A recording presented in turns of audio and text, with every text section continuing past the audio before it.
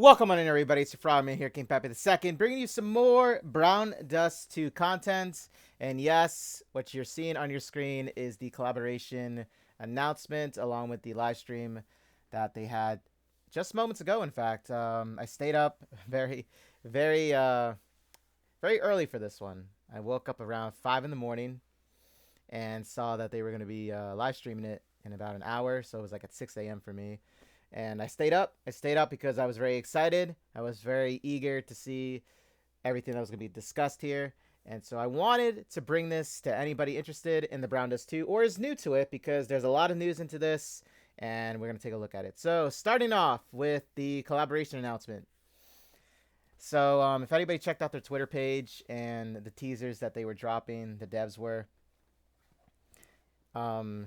we all knew what it was going to be. And we'll head right into that pretty soon. I'll full screen this for you guys. So in case you're wondering who these three are, the two on the right are actually the JP voice actresses for both Shada in the middle, and she is for Wilhelmina. And then she over here is the host. And there's a reason for why the two of them are here too as well. So just so you guys aren't confused about it. And this is more or less just, introducing them. And I'm very eager to see more of the voice actresses, making appearances. So I think this was actually a really nice move on their part for doing this. I really enjoyed it. And so without further ado, oh yeah, sorry about that. Okay, so let's go check it out, right? So I'm just gonna get to the main points of this, because after all, this is a over a 2.5 video. I'm not going to go through everything here. I'm going to get to the main points. Plus, I do have the dev notes up, and we'll be checking them out too as well. So in case you guys want to see it, this was and yes, you can see from there with the scrolling, but you'll see it anyway. So here we go. And everyone produced. So yes, it was Goblin Slayer. 俺はゴブリンスレイヤーだ。ゴブリンを殺すのは俺の仕事だ。ゴブリンどもは皆殺しだ。闇に迷える私ども、聖なる光をお恵みください。助けに行きます。行きたいです。来た来た来た来た。任せて。狭いところで指は打ちたくないんだけど。裁きの司、剣の君、天秤の者よ。かつて魔人を討伐した女です。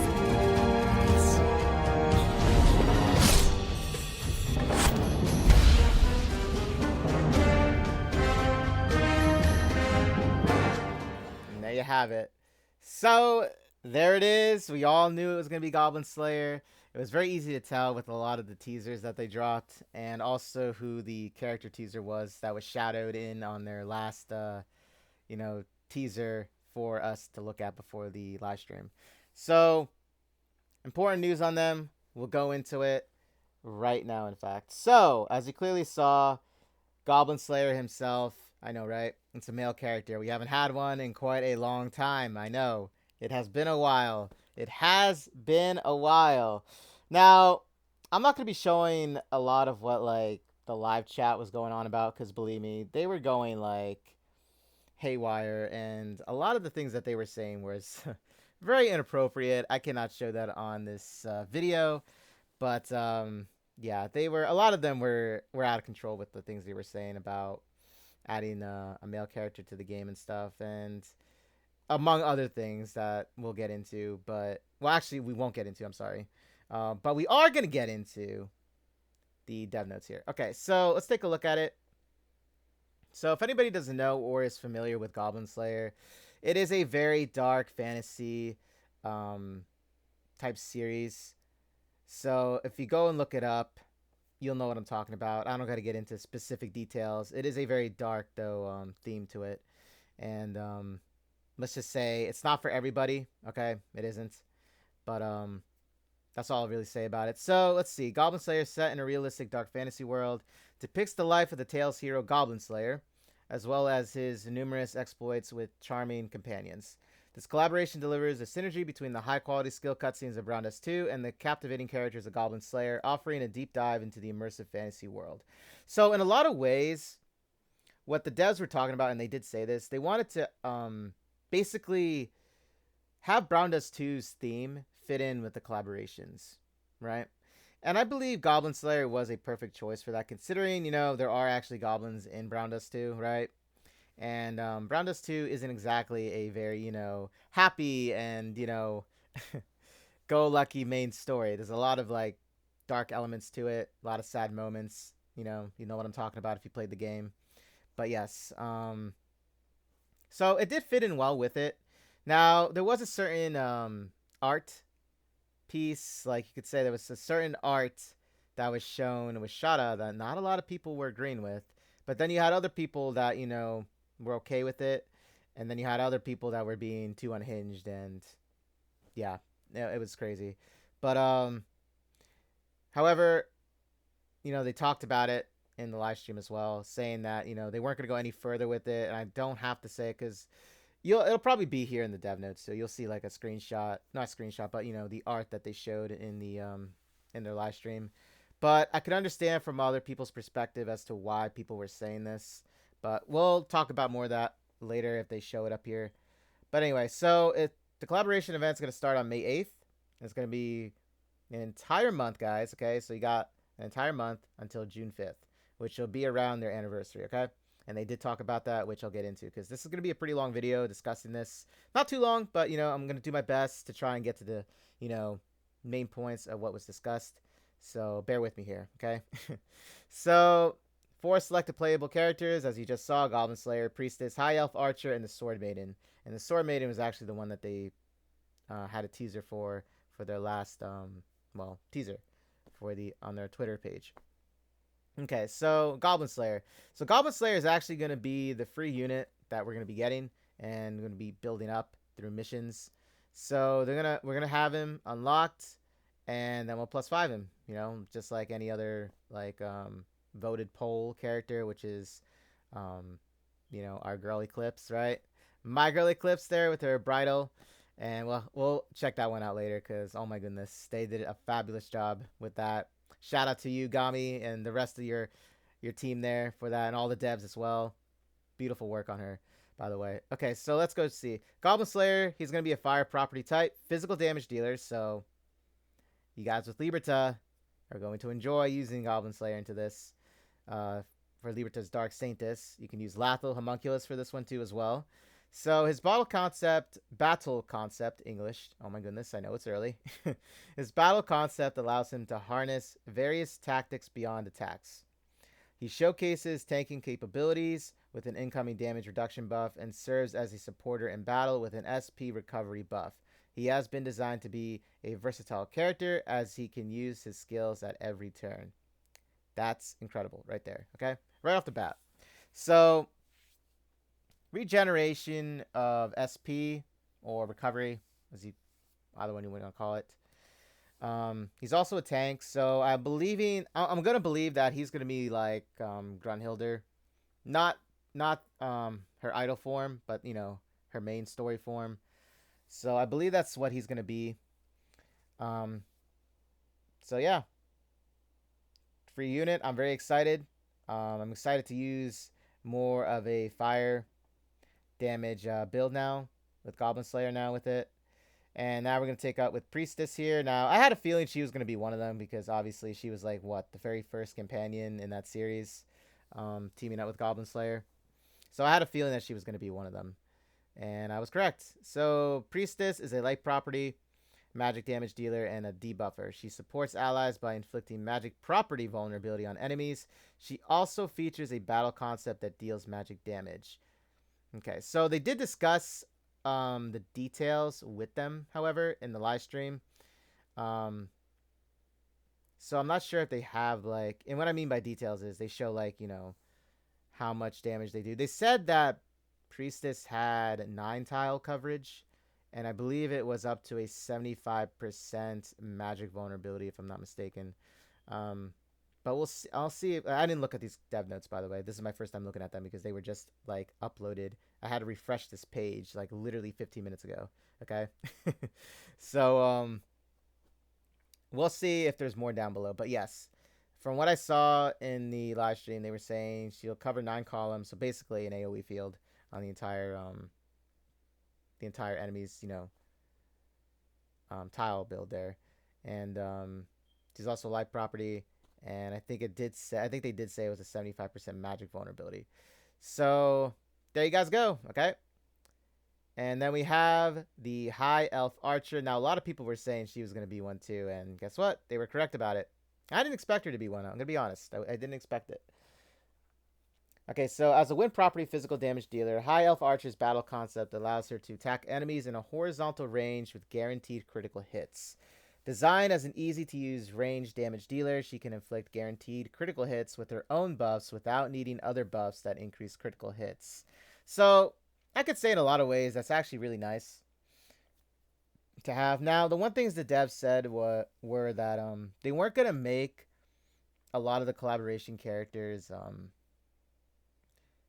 OP, you could say. They weren't going to make them overpowered where, if you didn't have them unlocked, then you couldn't really do anything, I guess, later on, in the game-wise. Like, because it was something that they discussed, because apparently Eris and Roxy were very overpowered when they were released, and same with Sunrun Kagura. You had Yumi, you had Hikage, Yomi, Yozakura. And so they were saying that they didn't want to make them too overpowered, and that new characters in the future would basically surpass them in power later on. So I guess that bothered a lot of people that collaboration characters were actually very overpowered then. I think that was why they were stating that. So just so you guys know, maybe it'll give you guys, like, I don't know, a heads up if you want to unlock them for just collectibles, or if you want to unlock them because you really just want to like buff them up and stuff. But that was something they said. So they're not gonna be, I would say, like entirely then at that point, like, used for a very long time. Because I mean, like, I still use Yumi, I still use Hikage, I still use Yomi at times. I don't really use Yozakura as much, but she's still there. But yeah, I have to say I use Yumi quite a lot more, though, out of all of them, just to be honest. Because, like, I have a magic build. That's where I started with, so I used her quite a lot. But yeah, that's what they were discussing about it, and then they just announced it. Okay, so as for Sword Maiden, and yes, I was waiting for her. And yes, I am going to be +5 in her. So Sword Maiden is a life property magic damage dealer who engages in combat with consecutive hits on a cross-shaped range. She has been designed with a simple yet versatile battle scheme to be used easily in battle. And then they'll have more internal discussions than usual regarding the battle performance of these collaboration costumes. Given their nature as limited characters that'll become inaccessible after the event, we've been careful in their designs to prevent them from becoming too overpowered. This is what I was stating here. So this is what they were discussing too, and like I said, they announced it on their live stream, okay? So yeah. This was also another thing they said and discussed, was they were trying to avoid repeating past mistakes, as previous collaboration characters were too powerful, offering no way of replacement for players who started the game later. So, like me, I actually was never there for the first collab that they had, which was with Eris and Roxy, so I don't really know much about them.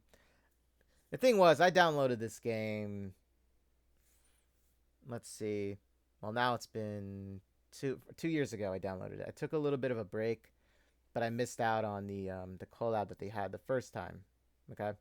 So I don't really know too much about them. But I did hear from like one of my friends that plays this game a lot, that they actually were very strong.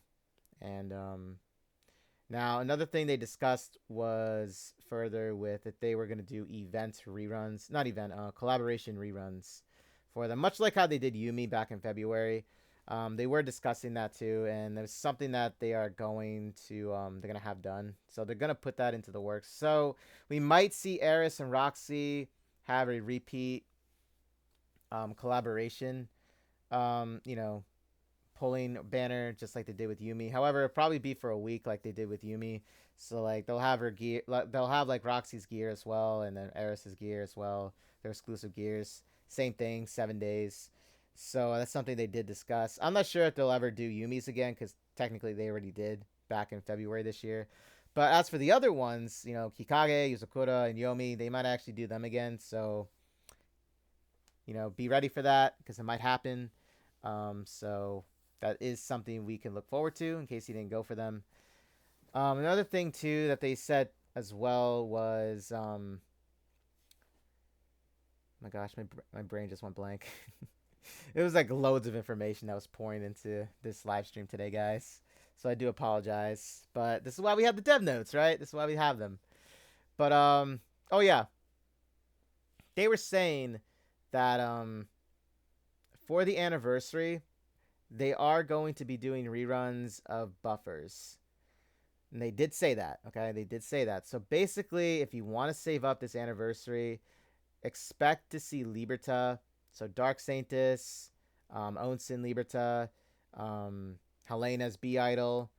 So you'll most likely see them because they did say that. They did say that. And there is proof because it's in the live stream, okay? They did say that about that. So if you want to save up and skip the collaboration for the anniversary, here's your chance, especially for new players. I would suggest for new players that I would go for the buffers because buffers in Brown Dust 2, honestly, you could say they're like a lot more important in some ways than the DPS units because without the buffers, you really don't have a DPS unit to do anything with.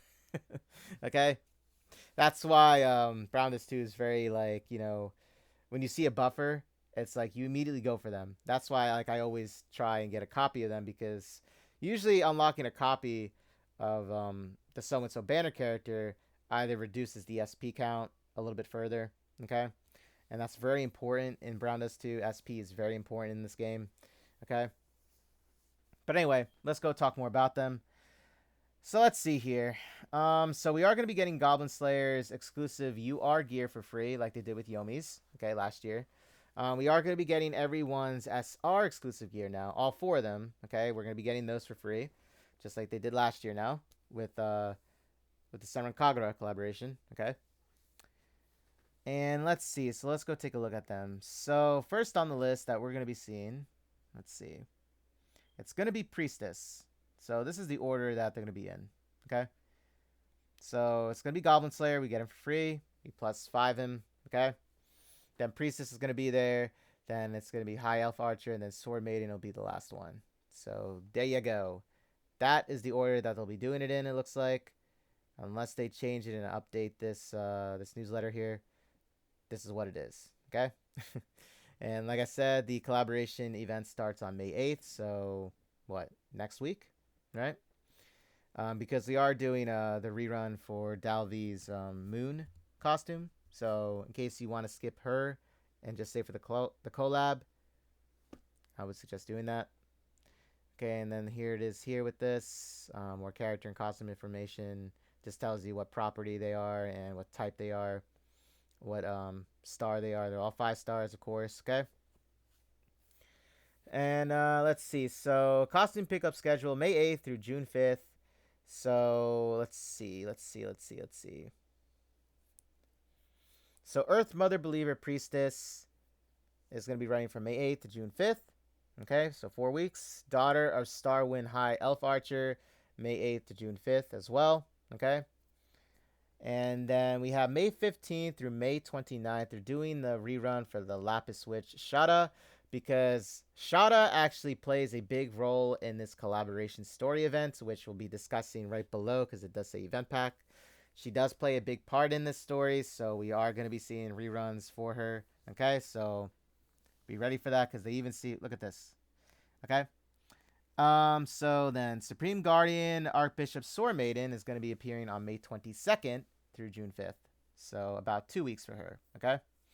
So she's going to be like the last one added to the collaboration roster there. Okay. And obviously no Powder of Hope shops for them after the limited banners because obviously they are collaboration characters. So that's why I said if you're going to save, for them. I would do it now, or I hope you guys did it now, up until now, to save up for them. But yes, so there's no powder hope shot for them. You have to get them in the limited banners. However many pluses you go for them, that's how it's going to be done. May 29th, we are having the rerun for Deal Snatcher Luvencia. She's going to be on May 29th through June 12th, so 2 weeks as well.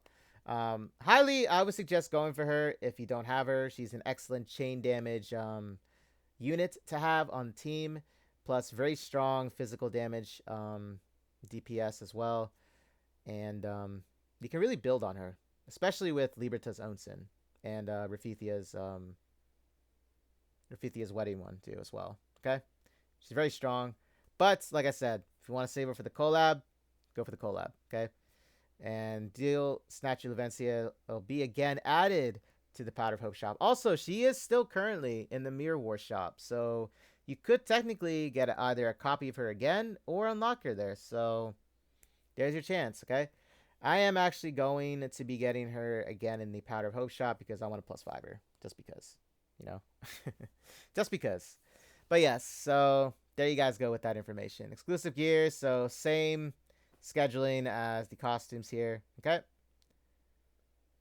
Okay, so we head straight into the event pack. So as you see, Shada is among the Priestess and Goblin Slayer, and then obviously you have the goblins on the sides. So I did say she is going to be playing a big role in this one. Okay. So the Goblin Slayer event pack will arrive with an update allowing you to enjoy the collaborative story of Goblin Slayer and Brown Dust 2 through gameplay. Okay, the story will be available only in the event pack and not in the season event to focus the story into a single piece of content. So basically, anyone that has gone up to story pack 9, I believe that's what they said, where you have to have it unlocked in order to play this. That's where you need to be to play this. Okay.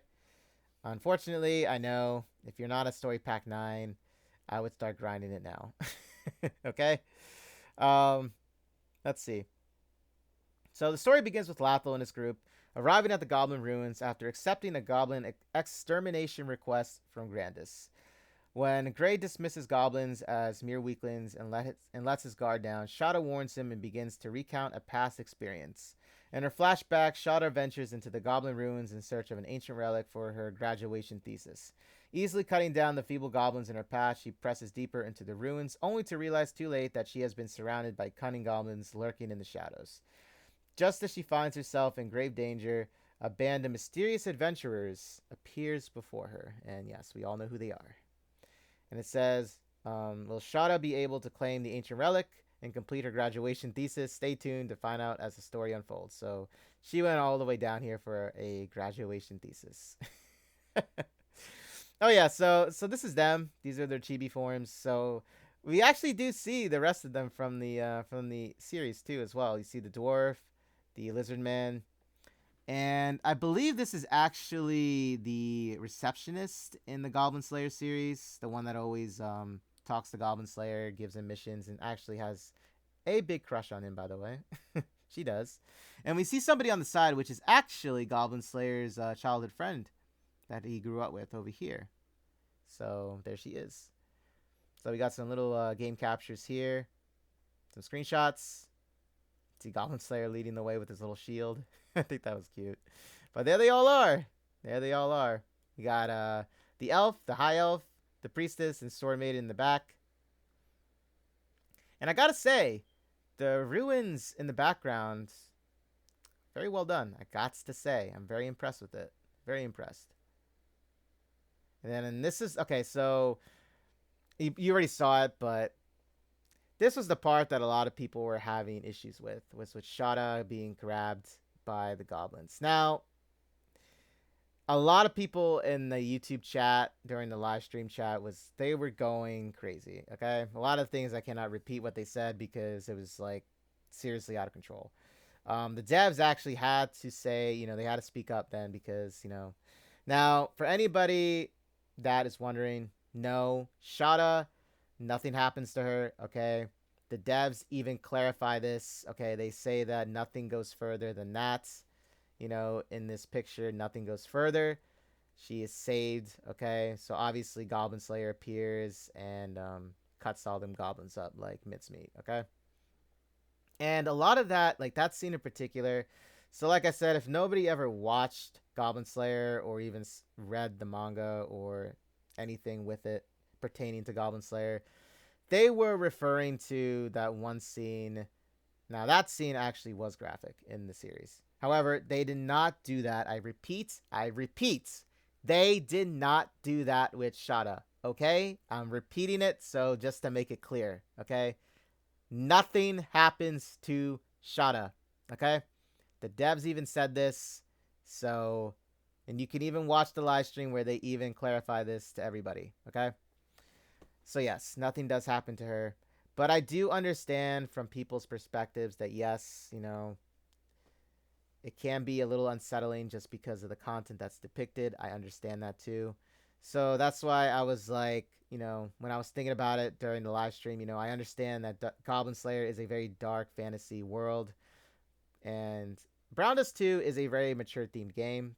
So, like, I was being an adult about it. Yes, I was trying to think about, you know, like, yes, it makes sense, but I also understand their other perspective where people might be uncomfortable with that. I understand, believe me, I do. But I just want to clarify it just so anybody that sees this doesn't go like, oh my goodness, you know. I just want to clarify that the devs themselves said that nothing goes beyond that, okay? So, just want to make sure, you know. Okay, so Journey to Another World. This is the collaboration event, okay? And obviously we see Shada yet again. So, I love the artwork, by the way, for this. I actually love it a lot. We got the high elf in the background, the priestess, and Goblin Slayer himself. And you got Shada here.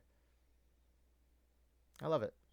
Okay, so this is the this is the Goblin Slayer challenge. So these are basically going to be the Fiend Hunters. Okay. So with this update, we introduce you to the seasonal event, Journey to Another World, which is, you know, obviously the event. Embark on the journey that centers around Shada's adventures with Goblin Slayer and his companions. Set in stunning urban landscapes and natural surroundings, the Journey to Another World presents a taste of the Goblin Slayer's challenges as he faces the various fiends of Brown Dust 2 alongside his comrades. So this is one of them right here. Okay. Look at those blades. So Fiend Hunter boss Gronvor is a wind type. Okay, so Goblin Slayer is a fire type. So guys, have your wind type, or your wind type. Have your fire types for this one, okay? So a young fiend banished from the clan for strong hostility and aggressiveness becomes a wanderer in the deep forest. There's a little bit background that they have with him. This exiled wanderer roams the forest, subduing all his creatures and bearing fangs at any creature that sets foot in the woods, okay? So since many new players have come on board through the collaboration event, these two Fiend Hunters were designed to be simple overall.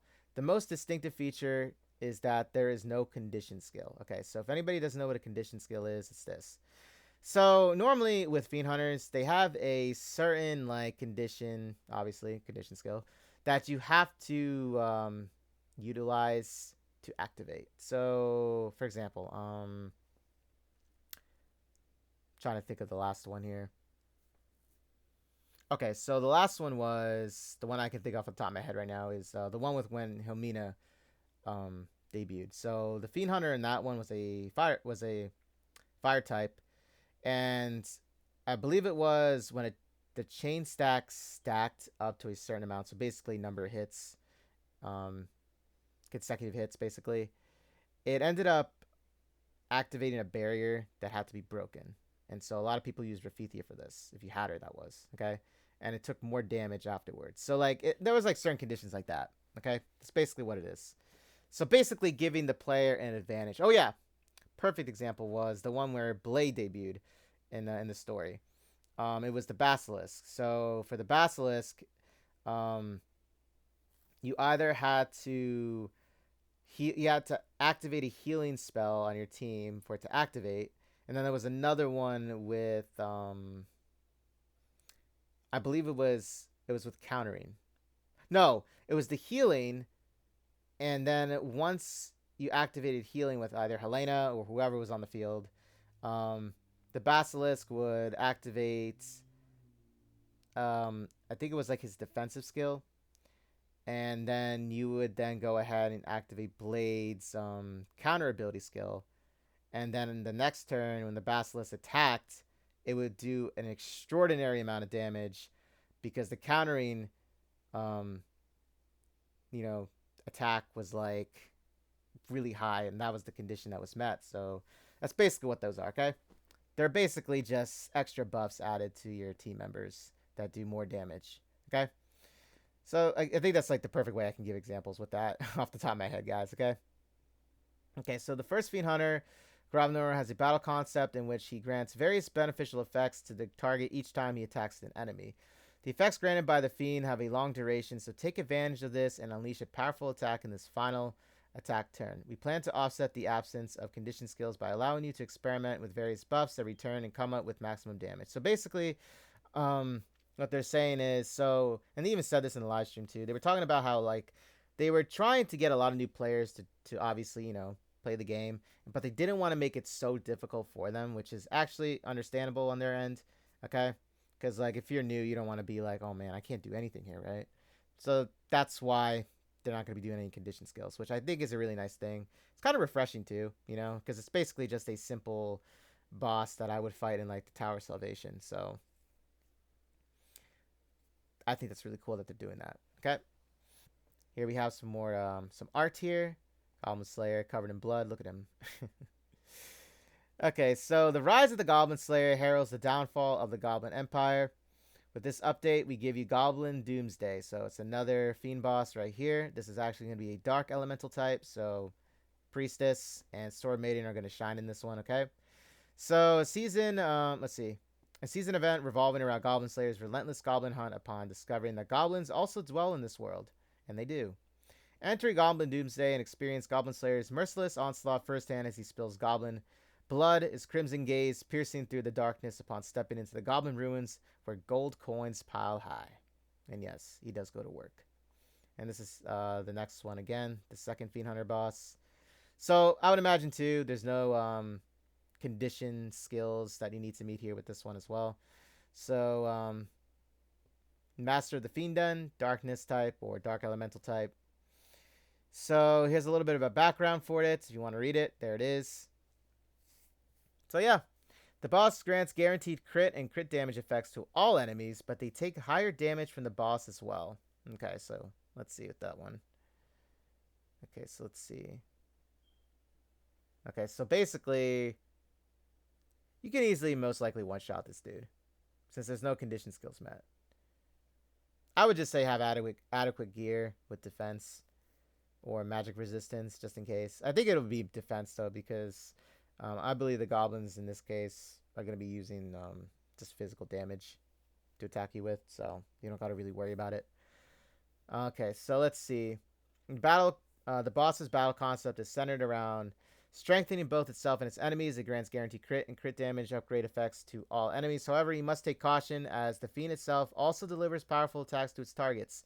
We recommend facing this boss using gear or shields with high defense. So like I said, they're going to be physical damage ones, okay? Because the goblins don't have magic, okay? They too dumb, right? For having magic. Okay, so here's some of the skill cutscenes that we saw in the beginning of the video that I'm making here. So this is some screenshots of them. Damn, my girl Sword Maiden here. Okay, so let's see here. Let's see. Okay, so we're gonna look at a little bit more of the new features that they're adding and changed here as well. So if you're new to our game, you might have hit a wall in terms of setting up formations. Okay, so here it is. Recommended formation wise. Okay. To resolve this issue, we'll soon add recommended formation to the game, allowing you to quickly check and apply other players' formation info. You can find the feature through the newly added recommended formation button in the battle UI during the preparation phase. So basically, they'll recommend you a formation, I guess, based on the characters you have on you. And they'll be like, okay, so put all of them here, here, and here then. And I believe that's what they're going to be going for. But I believe you have to have them unlocked in order to do that. If not, just use the trial ones that they give you in the story, because that was something that they fixed as well. I mean, because this is like a second update to it, basically, where they first updated it earlier this year with that. Okay, so you can also access it in the UI where you can set companions beforehand like in event battles. This addition applies to most PvE battles including normal packs, season events, Fiend Hunter, Guild Raid, Last Night, and more. We'll also add a feature to let you access the companion UI from the menu before entering the Evil Castle battle. So here you go. In every battle, oh yeah, take another look at it so you guys can see it. And then up here. Dude, that face of Leatrice is wild. I'm sorry. It's just every time I see Leatrice look like that. Okay, let's see here. In every battle, you can look through the costumes and formations employed by other players and load their formation info.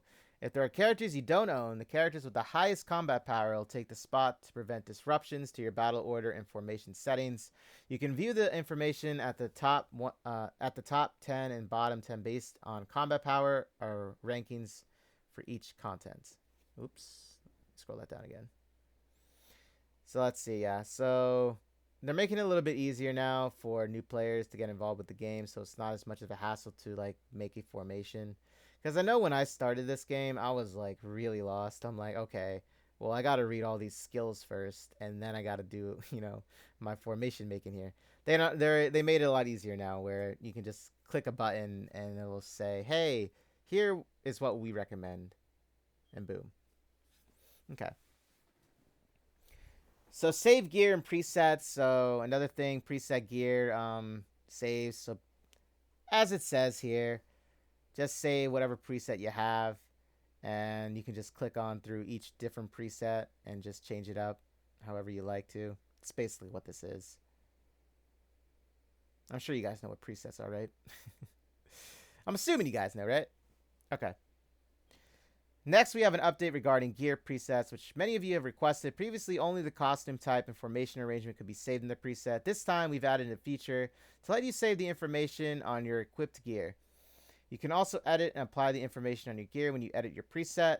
When accessing the preset, you can load the saved gear right away. So, very simple, very easy to use.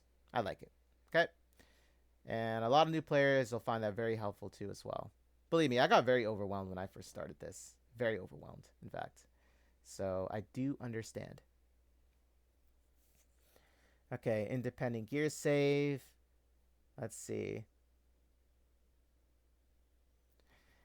So, the thing that they were talking about with Mirror Wars, I didn't really listen too much in depth with, because, like, with me, I'm a very casual player with PvP. I'm not somebody that's going to go and try and shoot for, like, the #1 spot, because believe me, that's not something that's realistic, especially if, like, you're somebody that starts off in this game. There are so many high-ranked players that already have, like, endgame builds, okay? So it is very tough to even get through this. However, the one main thing I do love about the PvP in this game is that it's very balanced, because the thing is, you don't know what the other player has. It never shows them. It never shows who you're going up against until you actually start the match. They don't show you what gear they have or their formation setup. They don't do any of that. So in all honesty, it is RNG. You don't know who's going to be on the field and everything like that. So that's why I said it's well balanced. It can get frustrating, yes, because it's like you can have a perfect winning streak, but then all of a sudden you go up against somebody and then they just, destroy you, right?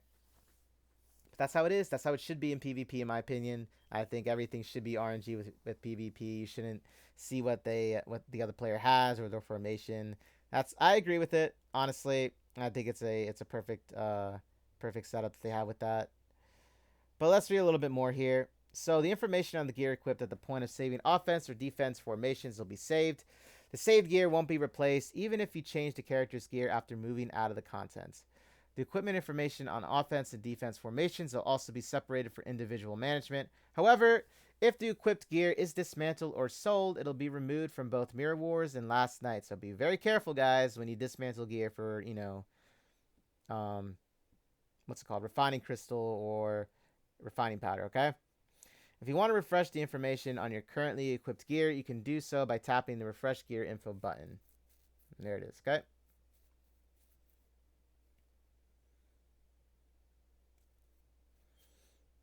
Okay, additionally, in the Manage Gear tab, previously in the Companion UI, will also be added to the Fiend Hunter, Guild Raid, and Last Night.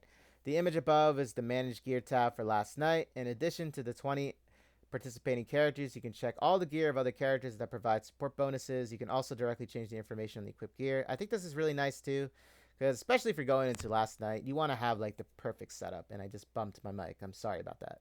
But yes, you do want to have the perfect setup when you go in Last Night, because obviously you want the highest score and damage possible with that. A lot of that relies on, I would say, chain damage build, which is why I said, if you don't have Luvencia, I would highly suggest going for her, okay? Last Night, she performs very well in it, okay? So here you guys go. This is what they're going to be having set up, okay? So it's going to be very easy. This is comparing gear here, okay? Okay, so let's see. Set costume use order. Okay, so the set costume use order system previously available only in Mirror Wars will be accessible in other battle systems as well. This feature allows you to set the order of costume skills for each costume when using auto skill or auto battle. So this was actually something they only did in Mirror Wars. So what it is basically this. So if you're doing it on auto, which I rarely do it on auto because I just like to go through it myself. But if you're doing it on auto skill, so basically it's this. So they're showing you right here. So with Lowen, like let's say if I clicked on my Lowen, right? It would bring up a menu here in like Mirror Wars, for example. And you would click on which skill you would like to activate first in the rotation. Or if you really want to, you don't have to put all their skills. You can just choose one if you want to. You know, I don't use all my skills in Mirror Wars. I choose one with the buffers, and that's really it. But with DPS, I choose multiple ones, obviously. But yeah, so that's basically what this is saying. So if I wanted Liberta's first one, her first skill to go first, I would just go here on the first box, click it, and it's done. If I want to move it or, you know, remove it, I can do that just by clicking it again, or just hold down and drag it to where I want her skill to be placed in the order. You know, if I want it to be second, I just click it, I just do this, and I move it over, and boom, it's done. It's basically what it is. So very easy to do, very simple. And then you would just do the auto battle as you would with Mirror Wars. Okay? That's basically it. Oh yeah, so before I get into this, you did see her, right? So this was the biggest, like, reveal that a lot of players, including myself, was looking forward to, other than the collaboration announcement and characters, okay? So as we all know, they did a popularity vote back in, what? It was in 1.5, I believe, if I'm not mistaken. So they did one. They did another popularity poll votes. My English, oh my goodness. So Bridal Eclipse was chosen, and it is a very spicy scene. There she is, and yes, Gami and his team did not disappoint. Oh my goodness. So lastly, here's a sneak peek of all the skill cutscene from the Eclipse wedding costume. The giveaway costume for the 2nd anniversary. And here she is. This is my lovely Eclipse wedding costume. Something to look forward for the 2nd anniversary in June, guys. So if you're not feeling it, if you're not feeling the skill cutscenes with Goblin Slayer, which a lot of people in chat were like going crazy about because they said it wasn't lewd enough, or it wasn't like as hot, sexy. And a lot of people were honestly just like in an uproar. It was crazy. But then you had the other players that were like, guys, just calm down. Okay? Like, just calm down. And, you know, yeah, there was a lot being said in that chat, guys. It was like too much. So, but yeah, so here it is. Okay? Here is your satisfaction. Am I saying that right? This will satisfy what you want. Okay? Where, you know, we didn't get any spiciness from this collaboration. But to be honest with you guys, this collaboration was a little bit more darker. So in a lot of ways, I didn't mind it. Honestly, you guys know how I am now with, like, you know, with fan service. I don't mind it. I always talk about it, okay? I gush over it too, okay? I'll admit it. I can admit it. But I felt like the collaboration event was fine the way it was. I didn't think it had to go any further with it. In fact, I think they did a great job with the skill cutscenes, okay? I really did. And I'm looking forward now with with Eclipse. And yes, I know. We all know she has the biggest assets in the game.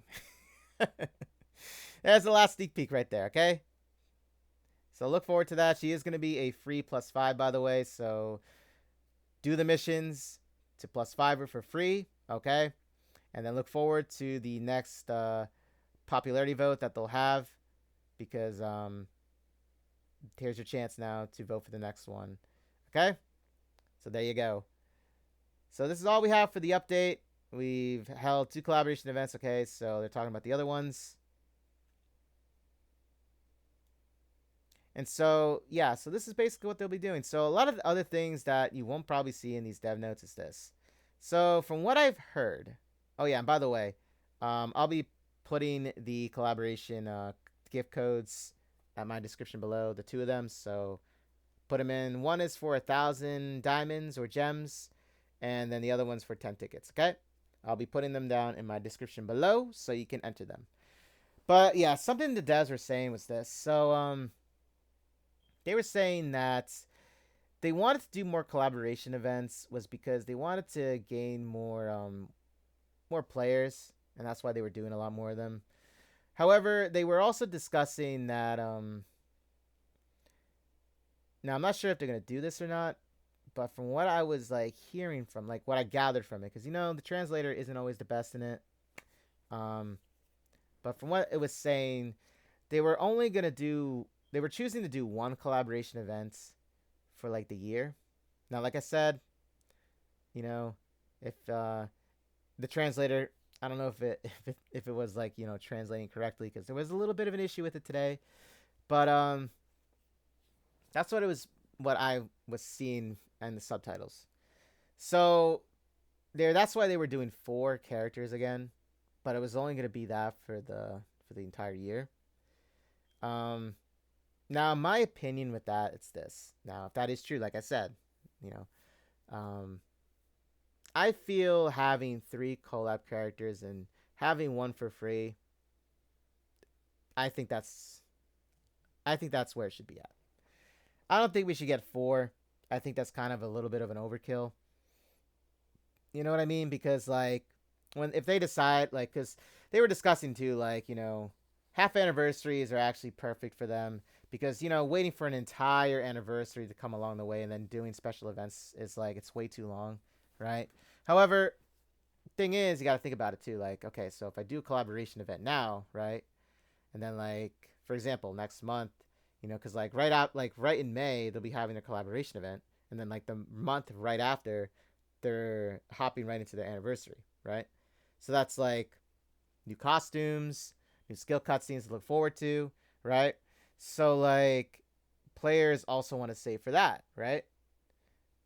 So they don't want to go too overboard, because then, like, you know, it no longer becomes free to play anymore for a lot of players that enjoy this game. And what Brown Dust 2 is very well known for is free to play.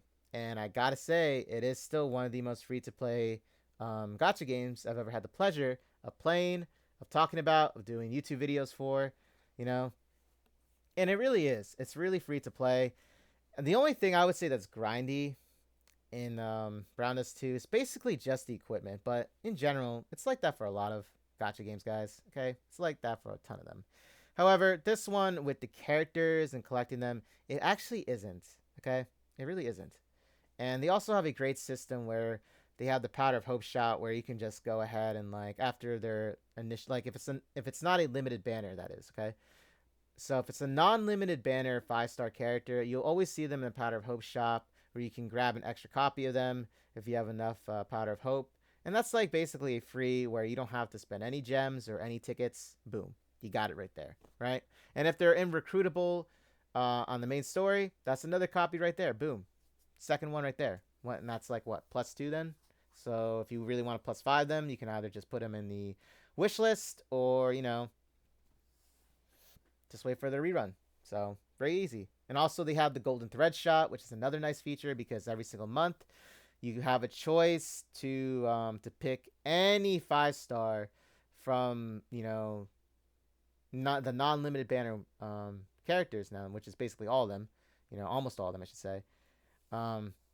and you can just get them for free. But you have to have golden thread. I think it's like 1,200 golden thread, but that's very easy to earn considering it's like you have a month. It's a monthly thing, guys. A monthly thing. So that's a really nice feature too. So boom, you can +3, you know, another character right there if you choose to, or unlock a character you don't have in your lineup, and boom, they're there, right? So that's why I say, like, this game is very generous. The devs are very generous with what they do with this game, and I am very happy that they even talked about doing more rerun collaborations appearing in the future, because that's something that I normally don't even hear about with other gacha games doing. You know, you never really hear that they'll do like a rerun of a collaboration. So they talked about it again too, and that's saying a lot. Like, they know, okay? They know what we want. But let's go ahead back into the live stream, because there were some things that they did talk about that aren't in the dev notes, and a lot of that I believe was in the Q&A. So we can take a look at it right here. Let me see. Okay, so you're gonna see a lot of here that what I talked about. Oh yeah, by the way, here's one of the codes. So if you don't see it in the description, here's one of them here. Give you a little bit of time to enter that. Okay. Oh yeah, this is actually where they were talking about the details. So if you want to check out the details with them, this is it right here. I'm sure that they'll do an updated version of this, and I'll cover it again in a very like quick recap. But if you want to see it, this is it right here. 고블린 토벌만으로 Let's see. 맞습니다. 나르타스 같은 좀 금 상황에서 느끼셨다. 이 부분은 사실 콜라보 캐릭터 변명의 여지 없이 깊이 입니다. 세션으로 던질 수 있는 그런 캐릭터로 설계를 했습니다.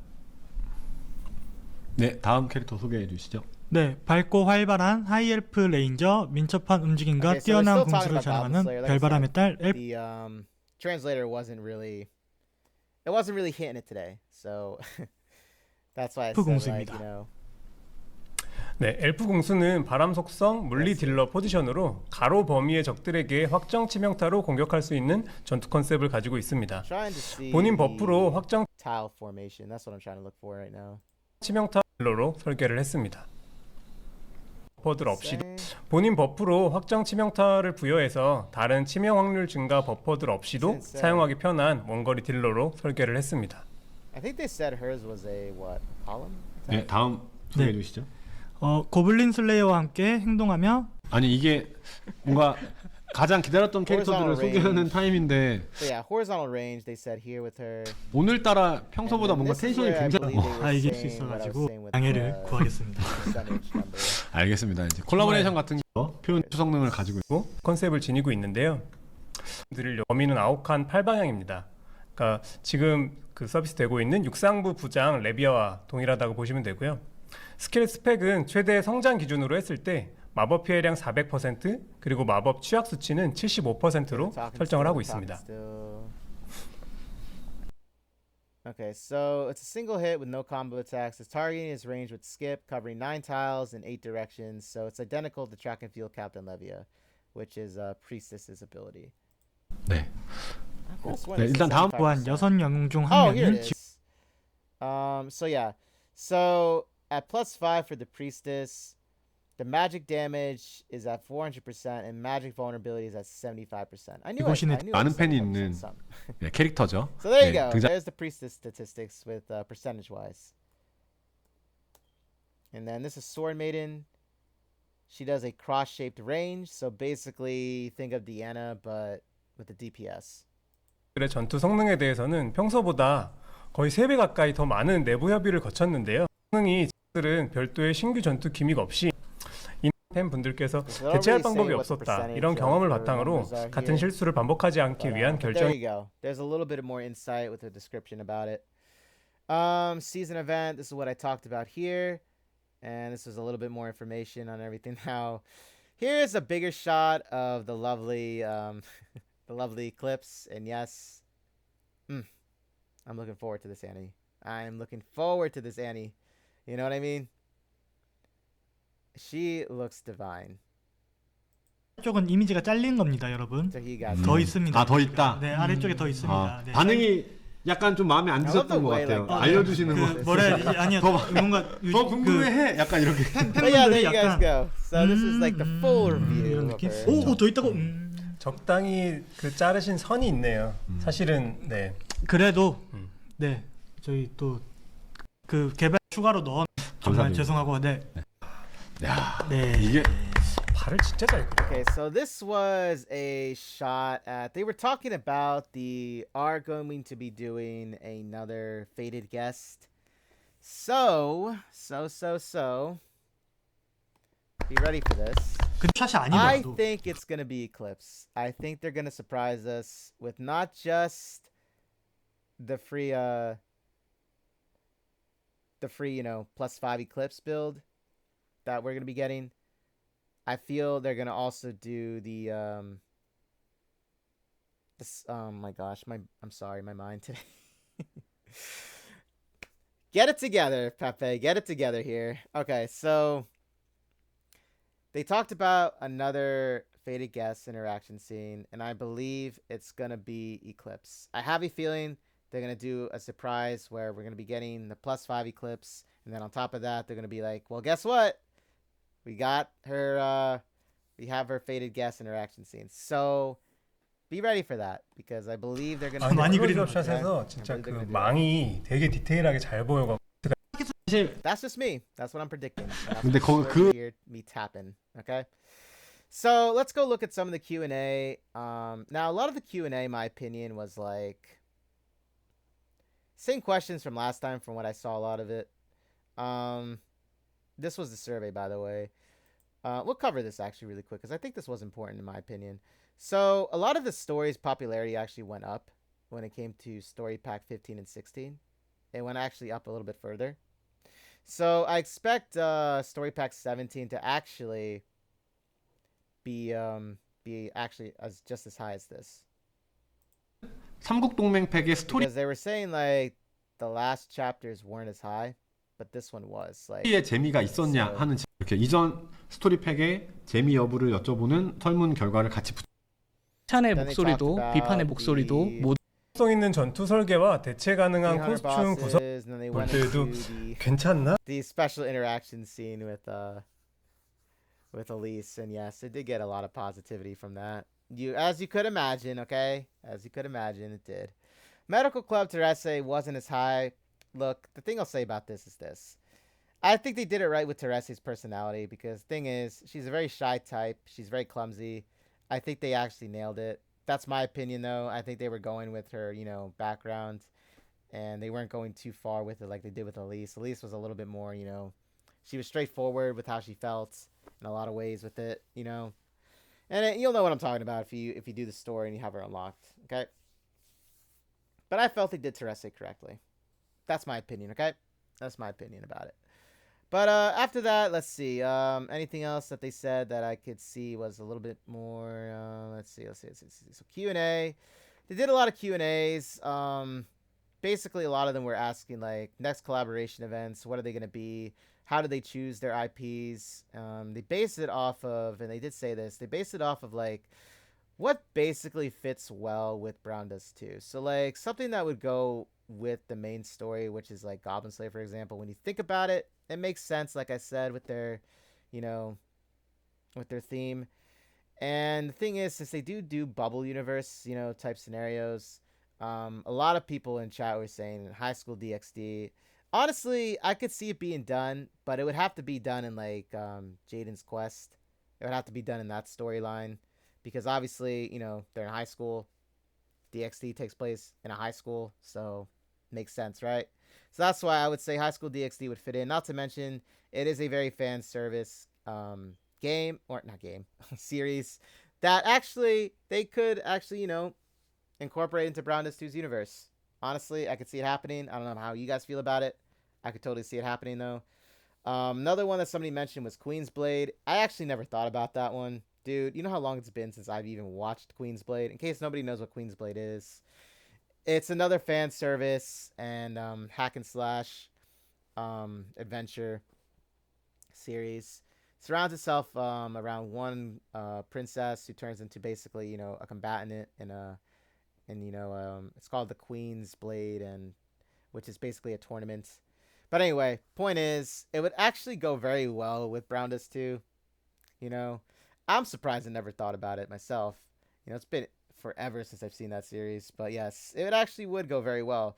There's a lot of magic. There's a lot of knights fantasy in it, much like Brown Dust 2. It is actually very, very similar in a lot of ways, besides the tournament aspect of it. So I could totally see that being a thing with it.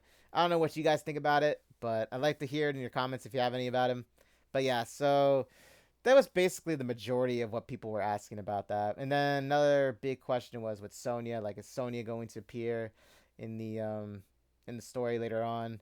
The devs did say that they are going to work on it.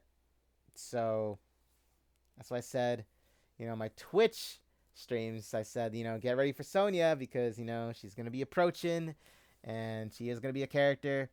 And I'm going to assume that she's going to be using summoning ability. So Tanya, obviously her sister, or her stillborn sister, that's a part of her now. That's why I said when Morphia was released, the new costume for Morphia had the summons vulnerability. I was like, okay, so this must be foreshadowing that they are going to have another character down the line that's going to be summoning. And guess what? Sonya actually fits that very perfectly now, since technically she can summon Tanya. So gotta think about it, right? Gotta think about it. Makes sense. So I believe that's what Sonya's ability is going to be. And then if we go down even further, so they were basically getting questions from Korea and the Taiwan regions with questions. Then they were going back to the global, and then they were going to the JP. So that's how it was all going down, because they were actually going back and forth with this. It wasn't just like one and then that's it. No, they were going back and forth with a lot of it. But those are basically the two biggest questions that were being asked from what I was seeing in chat. But other than that, guys, that's really about it. All I have to say. Yeah, you can see that it went on for quite a while, because you gotta realize they were answering questions from 4 different regions. Okay. But with that being said, guys, look forward to it. Watch what you pull, right? We got Moon Dalvi approaching for the rerun. So if you want to save up for the collaboration, it's going to happen on May 8th again. Okay? So get ready for it.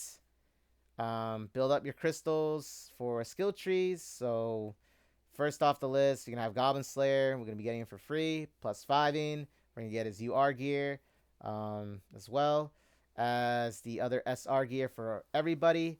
However, you have to pull for the other 3. So save up for them if you want to. 2 light elementals. We got Priestess. And we have Sword Maiden. And then we have Windtite, which is the High Elf. So I would start, building up whoever you want to build, whichever skill tree up for gem-wise, okay? It's the best I can say. But yeah, so I'll catch you all if there's anything updated with anything else. And we'll see. I'm excited. I'm ready to go. I think Goblin Slayer was the perfect choice for this IP. And I'm looking forward to the next survey, because I think for the next survey, I'll put again High School DxD, because I did say for the first, my last survey, I was like, High School DxD. High School DxD. And there was so many people in chat saying High School DxD as well. So who knows? You never know. We might be seeing the lovely Ria Scrummery and Akino Himejima, Azia, Zenobia, Irina, Rosvaisa. Who knows, right? Who knows? So, and yes, I'm a huge High School DxD otaku when it comes to that, okay? But I'll catch you all in the next one. Good luck, guys. I'll have the 2 codes listed below my description so you can enter them. Take care, everybody. And until then, I'll see you in the next. Bye.